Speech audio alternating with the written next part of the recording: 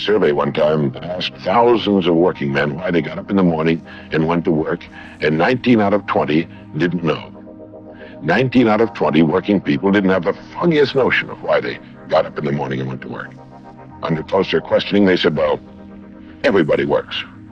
Well, that would be a good reason to quit. In fact, here's a little rule of thumb you might want to remember. Whatever the great majority is doing under any given circumstance, if you do exactly the opposite, you'll probably never make another mistake as long as you live. The problem with most people is that they're playing the world's most unrewarding game. And the name of the game is follow the follower.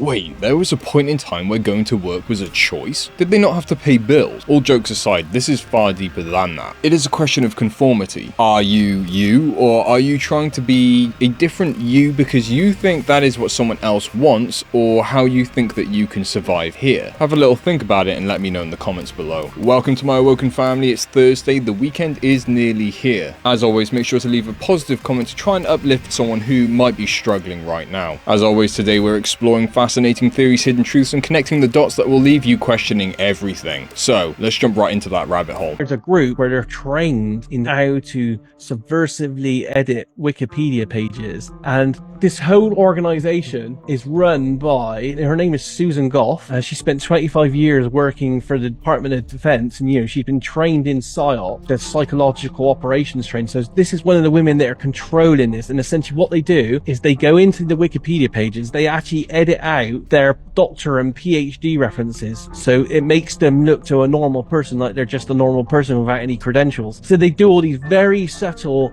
so subtle, smart edits, and the guy actually listed, he's got like 1,050 pages that they're continuously doing this on every kind of esoteric subject to downplay it, to make people look like pseudo-skeptics, make it look like pseudoscience. Yup, anything on the service web is heavily regulated when it comes to access to information specifically. Way back in the early 2000s, you could find out so much about the different conspiracies, and there was a lot of, more open discussion to be had. Now it is so difficult to find anything sufficient on these subjects unless you are talking to other people who have researched the topic, at least generally speaking.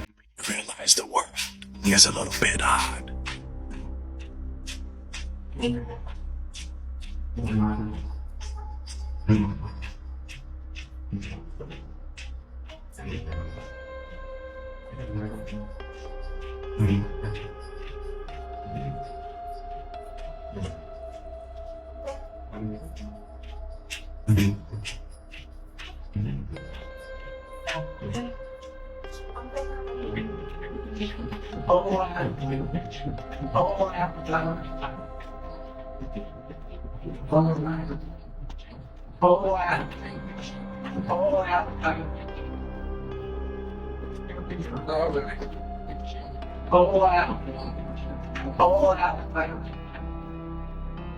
Could this be stolen symbolism to misdirect us from the truth? This organization is one that I will never trust because it has proven time and time again to lack integrity. Once you consider that, well, over 1 million deaths is, a plausible lower bound once one factors in a broader set of historical episodes, things really sink in, right? Although I do admit that disentangling strictly church-caused deaths from secular or political causes is, inherently contentious. So either way, we have a track record that they are responsible for, a lot of things.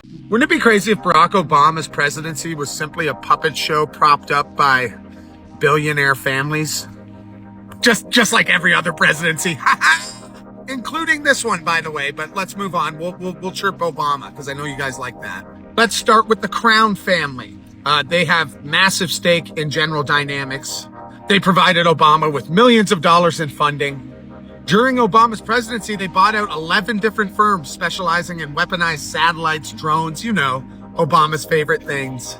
$10 million in lobbying, and they amassed a ton of government contracts for weapons. Hey-o! Brown family also gave Obama a $1.65 million mansion in Chicago. That was nice of them. General Dynamics stock actually went up $30 billion throughout that time. Not bad. Not a bad return on investment. James Crown served as Obama's head fundraiser. I mean, the connections are deep. And actually, we ran out of time, so part 2 coming with the Pritzkers. Let's... You know, I've been saying since I started this channel, follow the money. The money tells you everything about the true intention. What do you think? Are you enjoying the journey so far? Take control of the content that you want to watch by hitting that subscribe button. And if you find that this content is resonating with you, please consider clicking that like button. It's a very small move, but it helps spread the truths even further than just from here. So, as always, we're aiming for around 3,000 likes on this one. Thank you so much. Please make sure to stick till the end because I do feature some of the standout comments from yesterday's episode. Nope, this is not all. We're getting another blizzard to the south while our environment is flooded with electrons, and we can see the aftermath of these electrons around us. But we'll get right back to that. But we have some models that are literally calling for 16 to 20 into the snow. This Into Thin Air's post, he's usually right on point. Last time we saw all the snow over here, but this time it's centered on the Carolinas. Back to our electron map. For some reason, the whole atmosphere is flooded with electrons. I wonder why. But you can actually see this in the real world with the manifestation of volcanoes and earthquakes. Oh, what? We just had an earthquake in Virginia? No kidding, huh? I wonder what could be doing this. And this is just a very small part of anything collaborative evidence. Because like I mentioned recently, everyone's having night sweats. Out of nowhere. And again, just like the last one, it really does seem like this is going to come to pass. And with it being 20 degrees below the normal temperature was at 10s, maybe 20s. Also, with more snow coming, I wonder what kind of extraterrestrial properties it'll have. With all these electrons and earthquakes and crazy snowstorms, did y'all know that Argentina is now on fire? Seems like there's been fires all over the place, doesn't it? Again, I wonder why. Anyways, if you didn't get snow, you probably will this time. Let me know your thoughts below. HAARP high pass, cloud seeding, or just natural seasonal weather. At this point, it does feel like literally everything becomes a conspiracy theory. And it is getting harder to tell whether something is purely of natural origin or not without doing hours of research on that one subject. And with everything going on all the time, it is physically impossible to allocate the necessary time to conclude whether every event is grounded in conspiracy or just a natural occurrence. Funnily enough, I think that is actually maybe part of the plan though, ironically. Execution by overwhelming. Taylor Swift fans appear to suffer from rare cases of post-concert amnesia due to extreme positive emotions. So there's been people talking about this. It's some kind of going on for anybody that's going to Taylor Swift concerts. They leave feeling very weird and they don't remember what happened. Some have expressed that it's like a dream. It's like you're having the best dream of your life and then you wake up and then you immediately forget what it was because it was so good. You just somehow know deep down that you could never achieve that feeling, that height again. This has been reported by many fans. Apparently there's another thing. Taylor Swift fans are having mental health issues over the possibility of her dating Maddie Healy. They say it's a betrayal. So Taylor Swift is literally causing everybody to have mental health issues based on, what she wears, who she's dating, what she had for breakfast, how she did her concert. What are people concluding we should do?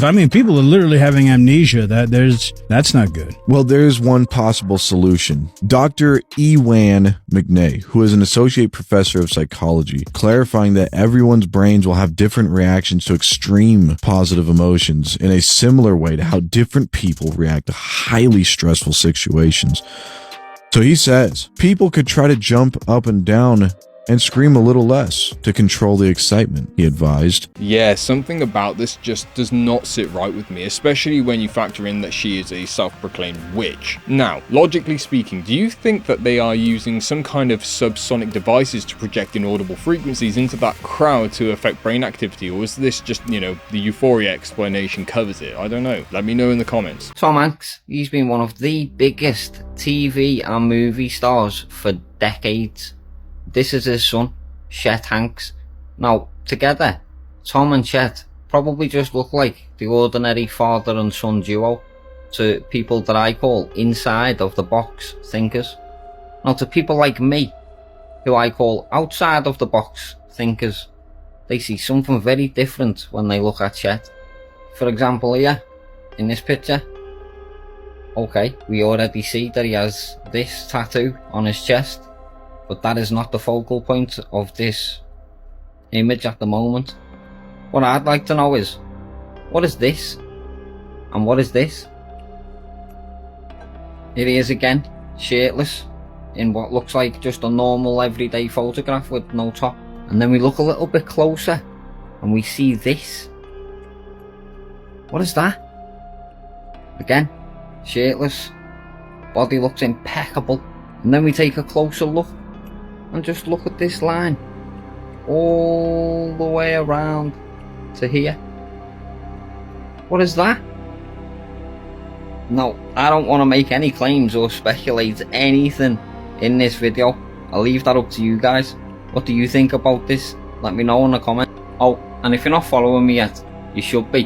And come onto my page as well and click my notification bell at the top and tap all, so you don't miss none of my future uploads. I'm going to be careful with my choice of wording here, but apparently the inversion is part of the offering they make to fulfill their contract. Either that or a sacrifice is necessary. Again, this is just what I've heard, not saying it's necessarily true. For those of you which were able to decode my crypticness, what do you think about this? Hey, it's Glamham. Did we get to the bottom of the drones? Recent reports suggest the drones might be linked to advanced plasma stealth technology, particularly from Northrop Grumman. Well, what is plasma stealth? Plasma, the fourth state of matter.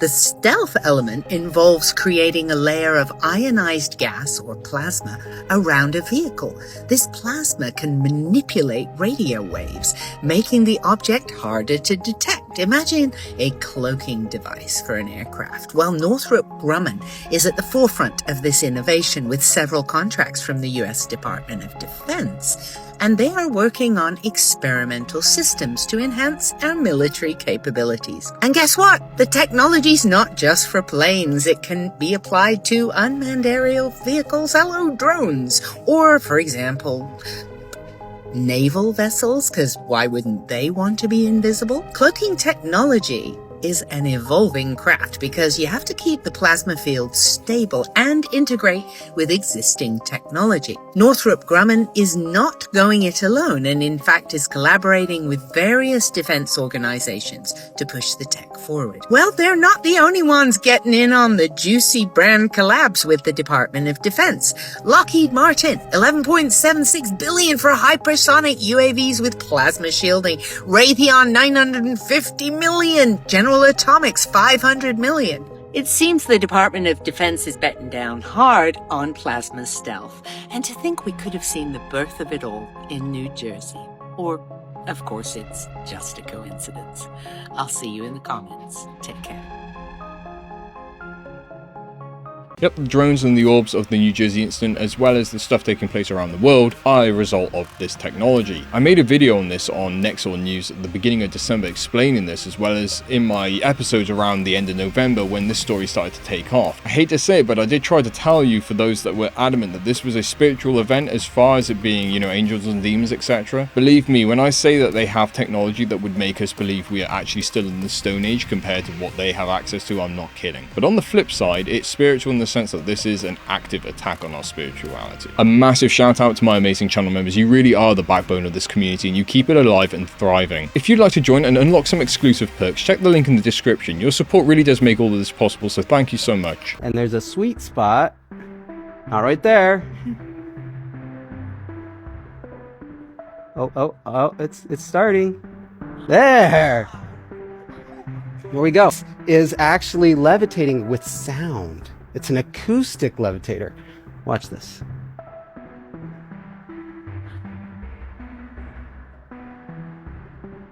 See if I can get one more in there. There we go. Okay, so what's really happening here is there's an interference with the sound. So instead of sound moving through the air like it normally does with the waves, you know, the waves move across, there's a standing wave, which means there's an area where there's lower pressure, and then there's an area where there's higher pressure all of the time. So instead of moving back and forth, it's steady. This is showing where the areas of pressure are, and this standing wave stays constant like that the whole time. And so because of that constant pressure, it can actually hold things in that balance. There's an area right in the middle where it's stable, and it will just kind of float there. The shape is what's really a neat thing about this. The guy who has been working on this in the UK first made a unit that had all these little transducers to make the sound, and he had them all hooked up to a big computer so he could adjust them all just right to do this. He realized that you could do the same thing by spacing the transducers the right distance and tipping them the right direction. And so he came up with this shape. How in the world would you levitate water like that, right? So let's think about what's going on here. These little teeny things you see in the picture are transducers. They're little transducers that make ultrasonic sound, which means that it's sound that you cannot hear 40,000 hertz, 40,000 kHz, excuse me. And the top is making one frequency and the bottom is making the same frequency slightly offset. And there's a little microcontroller down there that's keeping that offset just perfect so the two waves hit each other in just the right way and make that standing wave we were talking about. And I have these little buttons up here. I push this and it's working. Let's see. What's happening is the microcontroller is adjusting that frequency. Oh, I lost my cover there. And so it adjusts it just right so it pushes the water droplets up. And this one's supposed to do the opposite, kind of take them down. There we go. Oop, lost a drop because it got unstable. And then this last one is what I call bomb's way. Just turns it off. This is a really neat thing that you can do a lot with. Here I got a setup where I have a whole bunch of transducers all pointed exactly right to make a stable environment where I can even levitate water. But you can do this even with just one transducer and a reflector. And the reflector could just be like a flat piece of metal or maybe the exact right concave shape. If you get them the exact right distance apart, then the reflected sound waves off of the reflector come back and cancel with the waves that are shooting up from the transducer. So you can do this with just one transducer. Of course, it's not quite as stable as this, but you can still levitate a lot of different things. But there are some issues. You notice how I could put the water droplets at different heights? Those were going in between the ultrasonic waves. These waves are about 0.34 inches long each. That's why the objects I'm levitating are so small. So if you were going to levitate something larger, you would need it to fit in that area. So you would need a larger wave, which would mean a lower frequency. So if you wanted it twice as big, then it would suddenly be right where some people could hear it. And if you wanted to do something quite a bit bigger, it'd have to be even lower, where everybody could hear it. And then if you wanted it to levitate something a little heavier, you'd need a lot more sound, wouldn't you? So it would be a pretty horrible thing to levitate something too large, to listen to at least, right? For example, manipulating small things like fluid. If you have the original version with a computer that runs a whole bunch of transducers, you can actually move the water droplet around as you adjust the sound waves of all the different transducers. So that's pretty awesome. The guy who came up with this shape is now working on ideas of how you could use this to make 3D screens where you levitate particles that can make a screen that floats in midair. So this is a real-world example of how sound itself can levitate objects. The only issue is that they are using frequencies that are well beyond what a human can actually hear, so I'm not sure how it would work with the idea of ancient civilizations utilizing this understanding of knowledge to levitate those megalithic structures and stones. There is clearly a significant missing jigsaw puzzle piece here, if that is indeed how they pulled off those constructions. What's up, guys? Benny. Donald Trump has been on a series of legendary wins, a win streak, I think unrivaled in human history, which will culminate in 8 days when he is inaugurated president. Now, in the week before Donald Trump's inaugurated president, Jack Smith has resigned in absolute shame and disgrace. The memes, of course, flying. Jack Smith resigns from the Justice Department. Oh. See ya, Jack. Speaking of people who wish to see Donald Trump, apparently Barack Obama is one of them. You, of course, remember this magnetic moment from earlier in the week where Barack Obama and Donald Trump were absolute chums, absolute bros sitting next to each other and laughing and living it up.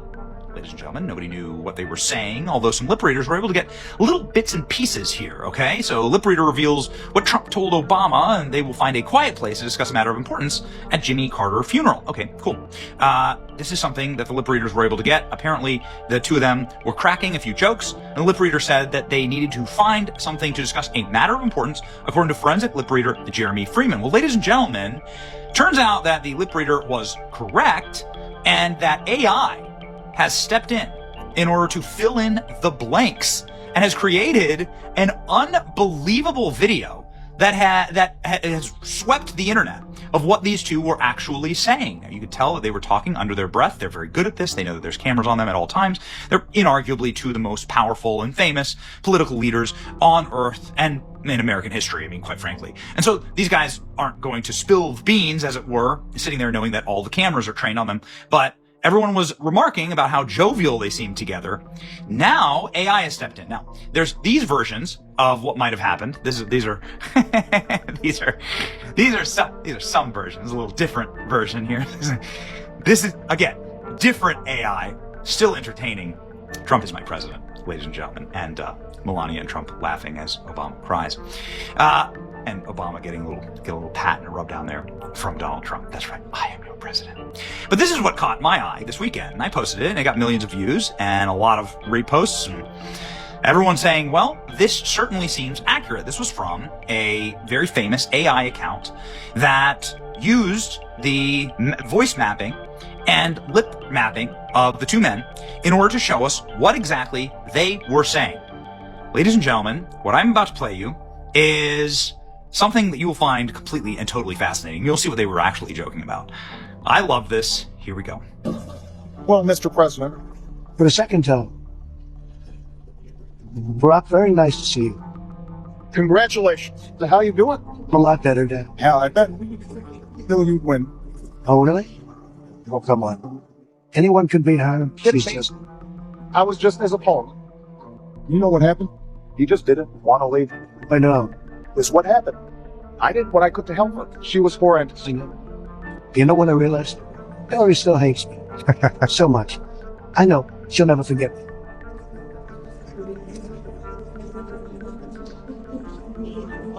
We should meet to discuss I it. think so too. We can definitely set something up. Let me know whatever works best for you. Alice gonna fly back to Florida tomorrow for the golf. Okay.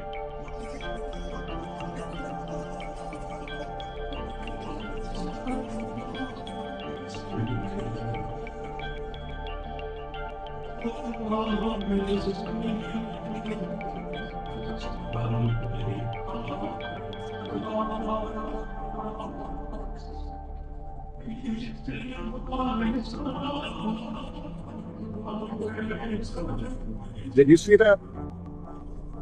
She won't even look at me. Really? I was told. Some of her people. Apparently they said she fell off the wagon. I think she actually may have. And also, she's not really built for this. The amount of pressure, if you're not built for it, we'll do it. What? just scraping through here, some of the top line, because there are so many layers to this. This is Barack Obama saying that, this is Barack Obama greeting Donald Trump saying, hello, Mr. President. Congratulations, Mr. President. And this is Donald Trump saying anybody could have beaten her. Barack Obama blaming it on Joe Biden, saying that he didn't drop out soon enough. And then Barack Obama saying he couldn't help Kamala Harris. Then saying, you know what, I realize Hillary hates me. She hates me. She'll hate me forever. Donald Trump and Hillary Clinton haven't met or shaken hands or anything like since he beat her. And then Trump says, I want to talk to you about something really important. Can you meet later? Would you like to go golfing with me? Yo, do you want to go golfing? Is what he says, which is like just incredible. So talk about, this is a bro level that I just didn't know. I've said it a million times before. And then it's saying that Kamala Harris fell off the wagon. Barack Obama, she didn't even look at me. See that? She won't even look at me. Dude. This is incredible. So who's the real alpha power in the actual party? I mean, this is amazing. I love to see it. I want to see the country succeed. I want to see Donald Trump succeed. Donald Trump's inviting Barack Obama to go golfing, and it turns out the lip readers were right. Trump did ask, saying, I have something important to talk to you about, and I need to speak with you about it, like later today in private. Now, this is, of course, speculation. Nobody has confirmed that this is 100% what was said, except for the fact that President Trump's spokesperson, Dan Scavino, like his digital mouthpiece, Dan Scavino, the guy who runs all of Donald Trump's digital media, who's been with him for like nigh on 40 years, Dan Scavino posted this, saying you can feel the love. And then lo and behold, Donald Trump has just posted this video. As of the last half hour, Donald Trump posted this video. So what does that tell you? How real is this thing? This has gotten really real, ladies and gentlemen. I would assume that that's at least some type of cursory nod that they got this transcript right, that AI got it right. The wins keep racking up for Trump. Now Greenland saying that they're willing to negotiate with Donald Trump to sell the island. I mean, maybe that's what they were talking about. Maybe this is what Trump was talking about. Is Greenland, like the actual contract with Greenland? I have to speak about you as something matter of importance. I don't know. But there it is, ladies and gentlemen. The actual AI version of what happened, posted by the president himself and by the president's digital voice of Donald Trump, Dan Scavino. So confirming that, well, maybe this is what was said. Hillary hates me and Kamala can't even look at me. Do you want to go golfing later? Oh man, that would be a sight. All right, ladies and gentlemen, that's the news. What do you think? Let me know in the comment section. It's your boy Benny. Like, share, and subscribe. See ya. If accurate, this is wild, but it does just go to show that it is and always will be two wings of the same bird. Unfortunately, they are all part of a club that you are not even allowed to know about, let alone join. We're 6 years into the greatest mass awakening in world history, and today I can officially say that my mind is blown. I just got done binging season 1 of The Twilight Zone, and it's all there. Everything from media manipulation, to mind control, to selling your soul to the devil, to space travel, to fake moon landing. Soft disclosure has been happening forever, but I guess people weren't ready to see it. But there's so many answers to things that are happening right now. And I want to play a few clips because you guys got to see this. And if you get a chance, I know a lot of people don't watch television, but the answers are in older books and older TV programming. It was always there. There is a fifth dimension, beyond that which is known to man. It is a dimension as vast as space and as timeless as infinity. It is the middle ground between light and shadow, between science and superstition, and it lies between the pit of man's fears and the summit of his knowledge. This is the dimension of imagination. It is an area which we call the Twilight Zone. The soul.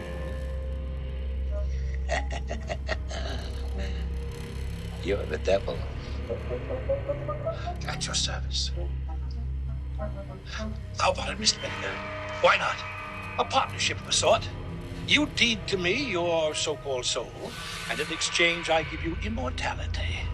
And then indestructibility. Complete indestructibility. Nothing can hurt you.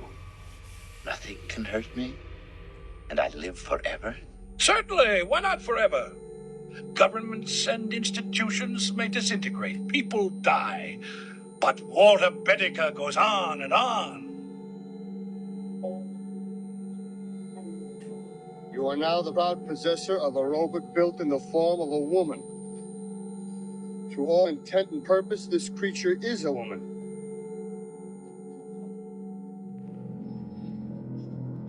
Physiologically and psychologically, she is a human being with a set of emotions and a memory track. The ability to reason, think, and to speak. She is beyond illness, and under normal circumstances should have a lifespan similar to that of a normal human being. Her name is Alicia. My name's Alicia. What's your name? Get out of here. This particular episode I find interesting because a kid tells people of the town that there are aliens in human form on the edge of town that are about to come into town. And so all these things start happening, like the lights start flickering and going off. The town turns on itself. A couple people kill each other. And this is the clip at the end of the episode that lets you know it's not that hard to divide us. If you think one of us is better than the other, you don't understand the construct that we live in, but the answers were always there.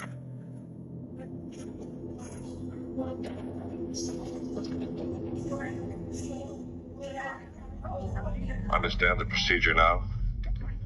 Just stop a few of their machines and radios and telephones and lawnmowers throw them into darkness for a few hours, and then sit back and watch the pattern. And this pattern is always the same, with few variations. They pick the most dangerous enemy they can find, and it's themselves. All we need to do is sit back and watch. Then I take it this place, this Maple Street, is not unique. By no means. Their world is full of Maple Streets. And we'll go from one to the other and let them destroy themselves. One to the other. One to the other. One to the other. The tools of conquest do not necessarily come with bombs and explosions and fallout. There are weapons that are simply thoughts, attitudes, prejudices, to be found only in the minds of men. For the record, prejudices can kill, and suspicion can destroy. And a thoughtless, frightened search for a scapegoat has a fallout all of its own. For the children, and the children yet unborn. And the pity of it is that these things cannot be confined to the Twilight Zone. There's so much more to these episodes, time travel, but there's one thing in particular that stuck out in my mind, is that this is all a game of the mind. And every time, I know it's the easiest thing in the world to say, every time that you subscribe to a negative timeline or you tap into the matrix, you manifest negative things. But even when you speak it, there's so many injustices and so many wrongs that are happening in the world. But if you feed into it, you're manifesting more of it. It's such a, I know you know what I'm trying to say. It's like it's a mind game. So that was my biggest takeaway, is that to just always stay in a positive frequency. Don't feed into the negativity. There's a billion people that are going to feed into negative timelines. Don't be one of them. And I know that sounds super, brushing off what's happening in the world, but it's the only answer we have is our heart chakra and our minds. This is a game of the mind. The whole idea of soft disclosure is really fascinating to me. I need to dig deeper into it because I don't understand exactly why it is necessary that they basically tell us what they do before they do it to ensure that they can actually pull it off. There's something very mystical about that. If anyone has the answers to that question, I would appreciate you joining the Discord server and sharing your insights. Thank you so much for watching today's episode. If you did enjoy it, please hit that like button. It's a very small action, but it makes a massive difference. And don't forget to share this video on your own social media because it does do a lot to help grow our Woken family. I've been informed actually recently that multiple users are finding that their subscription to this channel is being removed by YouTube. Also, the algorithm seems to be taking a little bit of a disliking to this channel, so take from that what you will. But in the meantime, stay safe, stay well, and stay curious. Until next time.